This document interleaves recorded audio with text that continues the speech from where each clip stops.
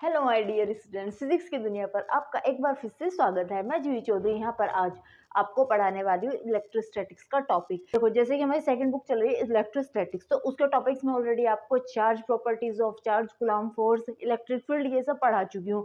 आज के इस वीडियो में मैं आपको पढ़ाने वाली हूँ electric potential energy and electric potential. यानी जो इलेक्ट्रिक पोटेंशियल होता है वो क्या है और इलेक्ट्रिक पोटेंशियल एनर्जी क्या है। तो हम अपना आज का ये टॉपिक स्टार्ट करने वाले हैं। देखो, सबसे पहले मैं आपको बताती हूँ इलेक्ट्रिक पोटेंशियल एनर्जी। इस इलेक्ट्रिक पोटेंशियल एनर्जी को डिफाइन करने से पहले मैं आपके साथ कुछ टर्म्स डिफाइन करना चाहूंगी ताकि आपको एक कॉन्सेप्ट इजीली क्लियर हो जाए। तो सबसे पहले हम स्टार्ट करते हैं एनर्जी से। एनर्जी क्या है? what is energy? Because we are talking about potential energy means energy। तो एनर्जी होता क्या है? Energy is the capacity to doing work, यानी किसी भी ऑब्जेक्ट, किसी भी सिस्टम की वर्क करने की कितनी कैपेसिटी है उसको हम एनर्जी बोलते हैं। और वर्क क्या होता है? Work is the transfer of energy. क्या होता है work? Work is the transfer of energy, यानी कि किसी सिस्टम के पर्टिकुलर पॉइंट से, एक पॉइंट से दूसरे पॉइंट तक कितनी एनर्जी ट्रांसफर हो रही है, उस एनर्जी को जो ट्रांसफर करने के लिए हम जो प्रोसेस कर रहे हैं उसको हम वर्क बोलते हैं। तो अब हम आते हैं अपने इलेक्ट्रिक पोटेंशियल एनर्जी पर। इलेक्ट्रिक पोटेंशियल एनर्जी क्या है? देखो, किसी भी चार्ज पार्टिकल की अगर मैं बात करती हूँ तो उस चार्ज पार्टिकल को, जो चार्ज पार्टिकल हमारा मूव करता है उसको हम क्या बोलते हैं? हम इलेक्ट्रिक फील्ड में पढ़ चुके हैं ना, टेस्ट चार्ज। और जो हमारा स्टेबल होता है, यानी जो पार्टिकल हमारा फील्ड क्रिएट कर रहा है उसको क्या बोलते हैं? या तो पॉइंट चार्ज बोला जाता है उसका, या फिर हम सोर्स चार्ज बोलते हैं। ठीक है, तो यहाँ पे मैं आपके साथ दो टर्म यूज करूंगी, point charge and test charge. तो आप समझ जाएंगे ना कौन सी टर्म क्या है। कि पॉइंट चार्ज वो है जो इलेक्ट्रिक फील्ड क्रिएट कर रहा है, और जो हमारा टेस्ट चार्ज है वो है जो प्रोसेसिंग कर रहा है। यानी पॉइंट चार्ज हमारा फिक्स होगा और प्रोसेसिंग चार्ज हमारा मूव कर रहा होगा। अपने कॉन्सेप्ट में electric potential energy. Electric potential energy क्या है? इलेक्ट्रिक पोटेंशियल एनर्जी, देखो, किसी भी चार्ज पार्टिकल को किसी एक पर्टिकुलर इन्फिनिटी मानते हैं हम, इन्फिनिटी पे कोई भी डिस्टेंस आ सकती है, ठीक है। इन्फिनिटी से इलेक्ट्रिक फील्ड के अंदर एक पर्टिकुलर पॉइंट तक लाने के लिए जो हमें वर्क करना पड़ता है ना, जो वर्क रिक्वायर है, उसको हम इलेक्ट्रिक पोटेंशियल एनर्जी बोलते हैं। work required to move charges from infinity to a specific point in electric field। यहाँ पे हम इलेक्ट्रिक फील्ड की बात कर रहे हैं, ठीक है, ये याद रखना। इलेक्ट्रिक और आई, इलेक्ट्रिक फील्ड, ठीक है। तो इन्फिनिटी से इलेक्ट्रिक फील्ड तक लाने के लिए किसी भी हमें एक चार्ज पार्टिकल को, यानी टेस्ट चार्ज को, जो वर्क करना होगा उसको हम इलेक्ट्रिक पोटेंशियल एनर्जी बोलते हैं। देखो, जैसे कि सपोज हमारे ये कोई चार्ज पार्टिकल क्यू है, जो हमारा क्या है? सोर्स चार्ज यानी पॉइंट चार्ज है। सपोज ये पॉइंट ए पर है, ठीक है। तो ये क्या कर रहा है? इलेक्ट्रिक फील्ड क्रिएट करेगा अपने अराउंड। तो यहाँ पर इन्फिनिटी पर कोई चार्ज पार्टिकल है क्यू, हम उसको पॉइंट ए पर, सपोज इलेक्ट्रिक फील्ड का ये पॉइंट बी है, ठीक है, हम इस पॉइंट पर लाते हैं। तो इस पॉइंट पर लाने पर जो हमें वर्क डन होगा वही क्या होगा? हमारी इलेक्ट्रिक पोटेंशियल एनर्जी।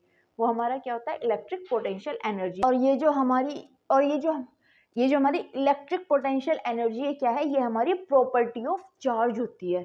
जो ये हमारा चार्ज पार्टिकल है, टेस्ट चार्ज पार्टिकल, इसकी प्रॉपर्टी है हमारी इलेक्ट्रिक पोटेंशियल एनर्जी। तो चलो अब हम इसका डेरिवेशन ड्राइव करते हैं। पहले हम क्या लेंगे कि कोई चार्ज पार्टिकल है, डिस्टेंस। सपोज हम इन्फिनिटी ना लेके पर्टिकुलर डिस्टेंस लेती हूँ मैं, ठीक है, इन्फिनिटी हम बाद में करेंगे। हम मानते हैं यहाँ पे हमारा कोई इलेक्ट्रिक फील्ड है, पॉइंट ए पर हमारा चार्ज पार्टिकल क्यू रखा हुआ है फिक्स, ठीक है, उसका इलेक्ट्रिक फील्ड ये क्रिएट कर रहा है, ये हमारा पॉइंट चार्ज होगा। सपोज इससे एक डिस्टेंस पर एक पॉइंट बी है इलेक्ट्रिक फील्ड के अंदर ही, ठीक है। तो इन दोनों के बीच की डिस्टेंस सपोज हम मानते हैं r1। तो ए बी कितनी है हमारी? r1। अब एक टेस्ट चार्ज है क्यू, वो क्या कर रहा है? इस इलेक्ट्रिक फील्ड में ही वो मूव कर रहा है, आने की कोशिश कर रहा है। तो हम मानते हैं पहले ये पॉइंट क्यू पर था, क्यू जो था चार्ज, टेस्ट चार्ज, वो बी पर था। सपोज वो पॉइंट सी पर जाना चाहता है, ठीक है, हम मानते हैं और बी, ए और सी के बीच की डिस्टेंस सपोज r2 है, ठीक है। हम इनिशियली मानते हैं कि हमारा जो चार्ज क्यू है ना, टेस्ट चार्ज, सपोज वो यहाँ पर है पॉइंट पर, और इन दोनों के बीच की जो डिस्टेंस है ना वो r है, यहाँ से यहाँ तक की। और ये डी आर डिस्प्लेस होके यहाँ पर पहुंच जाता है, ठीक है। तो इनिशियली इसको डी आर डिस्प्लेस होने में कितना वर्क करना पड़ा, ठीक है। तो A B is equals to R1, A C is equals to R2, ठीक है। और इसका डिस्प्लेसमेंट कितना है हमारा, displacement is equals to dr, ठीक है। Let us consider there is a point charge q which is placed at point A. Let there is a another point B in electric field. The distance between A and B is r1. Let there is another point C in also electric field. The distance between A and C is r2. Let there is a test charge q which is moving in this electric field. Okay, let there is a point at which the test charge q, the distance between that point and A is r. Let the charge displace towards point C dr. Then the work done to displace charge q at towards the point C, or the work done to displace the charge dr. Okay, work done क्या होता है हमारा, so work done कितना हो जाएगा, बताओ work done का formula क्या होता है। वर्क डन क्या होता है हमारा, फोर्स इनटू डिस्प्लेसमेंट। ओके, तो इसको हम क्या लिख लेंगे, D W F into D are. अब देखो एफ क्या है हमारा, यहाँ पर एफ हमारा फोर्स यानी जब हम इलेक्ट्रिक चार्ज की बात कर रहे हैं तो कौन सा फोर्स होगा, कुलाम्ब फोर्स। और कुलाम्ब फोर्स का फॉर्मूला क्या होता है, जो कुलाम्ब फोर्स होता है वो यही तो होता है 1/4 pi epsilon not multiply of both charges. तो क्या है charges, Q and Q, capital Q and small Q upon distance between these two charges, क्या है इन दोनों के बीच की distance, R upon R square into D R आ जाएगा डिस्प्लेसमेंट। तो डी डब्ल्यू कितना हो गया, 1/4 pi epsilon not Q upon R square into D R. Clear है इतना, कोई डाउट तो नहीं। देखो ये क्या है, डी डब्ल्यू क्या है, स्मॉल डिस्प्लेसमेंट में स्मॉल ही वर्क किया जाएगा, तो ये भी स्मॉल है ये भी स्मॉल है। So complete work to moving charge from r1 distance to r2 distance, यानी r1 डिस्टेंस से r2 डिस्टेंस पर ले जाने में कितना वर्क करना पड़ेगा।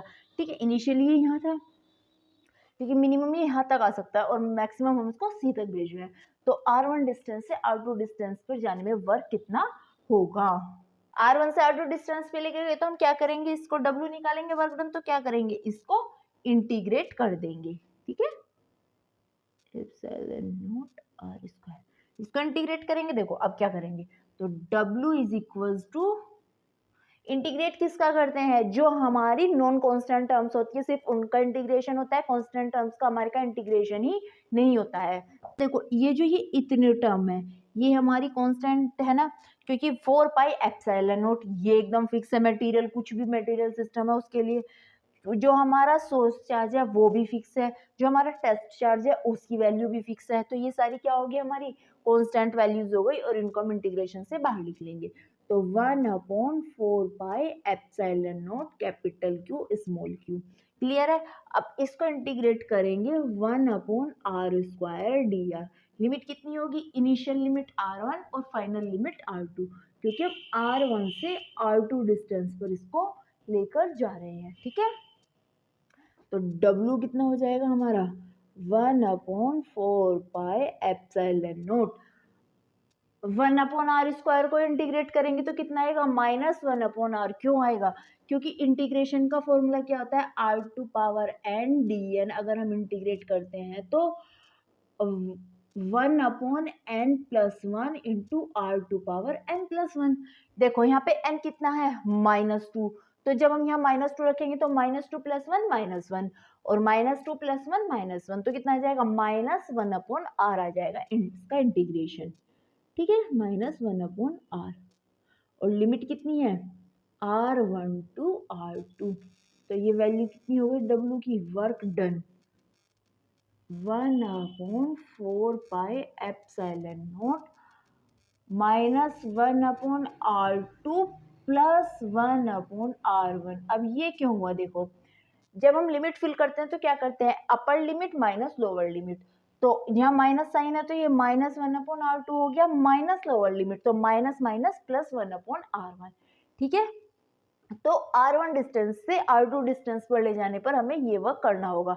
अब अगर मैं कहूँ कि इसको इन्फिनिटी से हमें डिस्टेंस r1 पर लाना है, ठीक है, सपोज डिस्टेंस r1 को मैं यहाँ पे मान के चलती हूँ कैपिटल R, और जो डिस्टेंस है हमारी ये इन्फिनिटी, इनिशियल डिस्टेंस जहाँ से हमें लेके आना है उसको मैं क्या मानती हूँ, इन्फिनिटी। क्या करेंगे, इन्फिनिटी से r1 डिस्टेंस, यानी लोअर लिमिट इसकी वो हो जाएगी, यानी लोअर लिमिट इसकी क्या होगी, इन्फिनिटी, और डिस्टेंस कहाँ ला रहे हैं, r1, तो वो क्या हो जाएगी, अपर लिमिट। अपर लिमिट कितनी हो जाएगी हमारी इसकी, कैपिटल R, ठीक है। तो यहाँ पे अपर लिमिट क्या थी हमारी, देखो कंफ्यूज मत होना, ये क्या था, लोअर लिमिट थी r1, यानी r1 डिस्टेंस से हम इसको r2 डिस्टेंस पर ले जा रहे थे।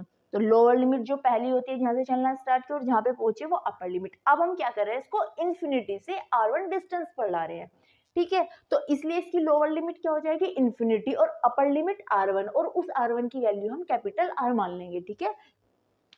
लेट चार्ज मूव्स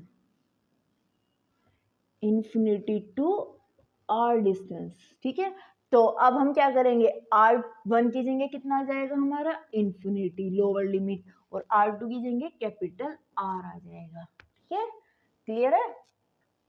तो इसलिए हमारा वर्क क्या हो जाएगा, work is equal to 1/4 pi epsilon not. r1 कितना है, इन्फिनिटी, r2 कितना है, r, तो कितनी हो जाएगी, q इंटू -1/r प्लस 1/इन्फिनिटी, और इन्फिनिटी की वैल्यू कितनी होती है, 1/इन्फिनिटी कितना होता है, 0, क्योंकि इन्फिनिटी होता है हमारा 1/0। तो जब 0 पर चली जाएगी तो 1/इन्फिनिटी कितना हो जाएगा, 0 हो जाएगा। तो इस तरह से हमारा वर्क डन कितना आ गया, work is equals to 1/4 pi epsilon not minus q upon r, ठीक है,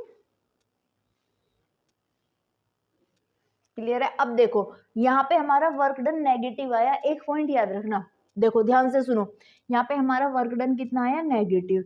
इन्फिनिटी से उसको इलेक्ट्रिक फील्ड में लाने पर हमें इतना वर्क मिलता है, यानी इलेक्ट्रिक फील्ड से इन्फिनिटी तक जाने के लिए हमें इतना ही वर्क करना पड़ेगा, जो कि क्या होगा, क्योंकि जब हम वर्क हमें मिलता है वर्क तो वो नेगेटिव होता है, और जब हम वर्क करते हैं तो वो पॉजिटिव होता है।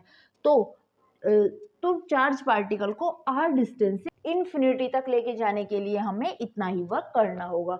अब क्या निकाल रहे हैं हम, पोटेंशियल एनर्जी। तो एनर्जी क्या होती है, वर्क एनर्जी थ्योरम हमें क्या बताती है, वर्क एनर्जी थ्योरम बताती है work done is equal to change in energy. क्या होता है, work done is equal to change in energy. तो ये किसके इक्वल हो जाएगा, इसलिए वर्क डन W के, तो work done is equal to del U, ठीक है, और ये माइनस होगा, minus work done is equal to del U, यानी del U infinity minus UR, ठीक है। तो W, तो यहाँ से हम इसको क्या लिख लेंगे, U is equal to 1/4 pi epsilon not capital Q small q upon R। ये हो गया हमारी पोटेंशियल एनर्जी, ठीक है। अब बात आती है पोटेंशियल, इलेक्ट्रिक पोटेंशियल एनर्जी हो गई है, तो अब आती है इलेक्ट्रिक पोटेंशियल की। इलेक्ट्रिक पोटेंशियल क्या होता है, इलेक्ट्रिक पोटेंशियल एनर्जी क्या हुई, work done to moving a charge from infinity to a particular point in the electric field. Electric potential is the work done per unit charge, ठीक है, पर unit charge के लिए जो वर्क डन होगा उसको हम इलेक्ट्रिक पोटेंशियल बोलते हैं, यानी V जो होगा work done W upon Q, पर यूनिट चार्ज होगा हमारा इलेक्ट्रिक पोटेंशियल। ये हमारी फील्ड की प्रॉपर्टी होती है। इलेक्ट्रिक पोटेंशियल एनर्जी क्या थी, चार्ज की प्रॉपर्टी, ठीक है, और ये क्या होती है, हमारे फील्ड की प्रॉपर्टी होती है। Electric potential is the work done per unit charge, यानी एक यूनिट चार्ज को इन्फिनिटी से किसी एक पर्टिकुलर पॉइंट तक इलेक्ट्रिक फील्ड के अंदर लाने में जो हमें वर्क करना पड़ता है किसी यूनिट चार्ज को, उसे हम इलेक्ट्रिक पोटेंशियल बोलते हैं, ठीक है।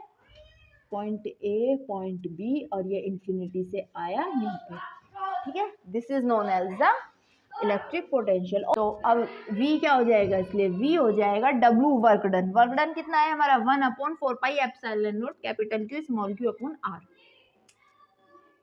तो 1/4 pi epsilon not capital Q small q upon R divided by Q। अब देखो यहाँ Q से ही क्यों डिवाइड हुआ, work done per unit charge. यहाँ हम टेस्ट चार्ज की बात करें, याद रखना Q तो हमारा कैपिटल Q फिक्स है, वो हमारा सोर्स चार्ज है, ठीक है। तो यहाँ पे कौन सा आएगा चार्ज, ये भी याद रखना है, हमें यहाँ टेस्ट चार्ज की बात हो रही है।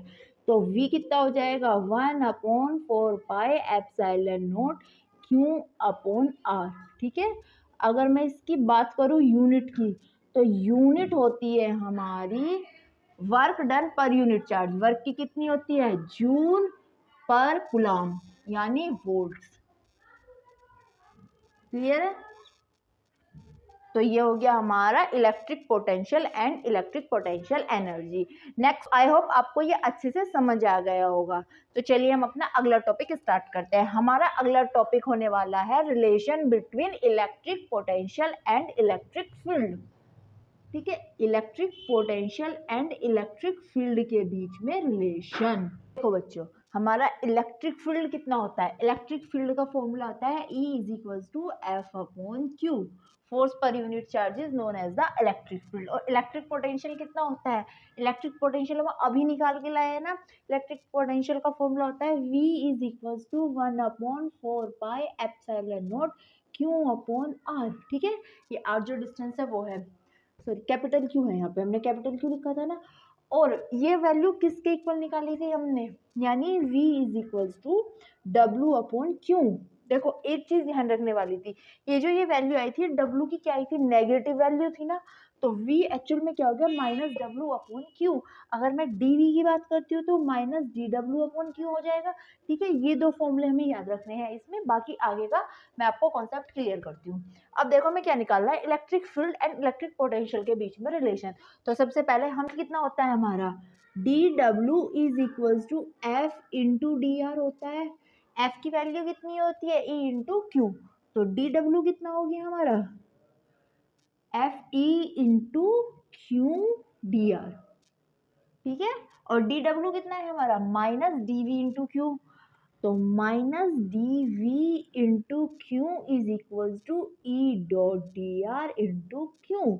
Q से Q कैंसिल, तो dV कितना हो गया -E.dr, यानी कि V कितना हो जाएगा -इंटीग्रेशन E.dr, ठीक है। एक वैल्यू तो हमारी ये हो सकती है, या फिर दूसरी वैल्यू कितनी हो सकती है, E की वैल्यू हम क्या लिख सकते हैं -dV अपॉन dr, ठीक है। Electric field is equal to -dV upon dr, यानी rate of change of electric potential is always equal to the electric field. Negative sign क्या दिखा रहा है, डिक्रीज, यानी कि हम ऐसे कह सकते हैं जैसे जैसे इलेक्ट्रिक पोटेंशियल बढ़ता है, ठीक है। या फिर हम ऐसे बोल सकते हैं कि जैसे जैसे हमारा पार्टिकल इलेक्ट्रिक फील्ड के अंदर एंटर करता है तो वहां पे उसका इलेक्ट्रिक पोटेंशियल डिक्रीज होता है, माइनस साइन यानी डिक्रीज। तो जैसे जैसे हमारा rate of electric potential increase होगा यानी इलेक्ट्रिक पोटेंशियल डिक्रीज हो रहा है, माइनस साइन हमें ये शो करता है। क्लियर है। तो ये था relation electric potential and electric field के बीच में। आई होप स्टूडेंट्स आपको मेरा आज का वीडियो अच्छा लगा होगा और आपके कॉन्सेप्ट भी काफी क्लियर हुए होंगे। तो ऐसी ही फिजिक्स की और वीडियोस के लिए मेरे यूट्यूब चैनल फिजिक्स की दुनिया बाय जूही चौधरी को लाइक शेयर एंड सब्सक्राइब करना ना भूलिए। Thank you so much for watching my video.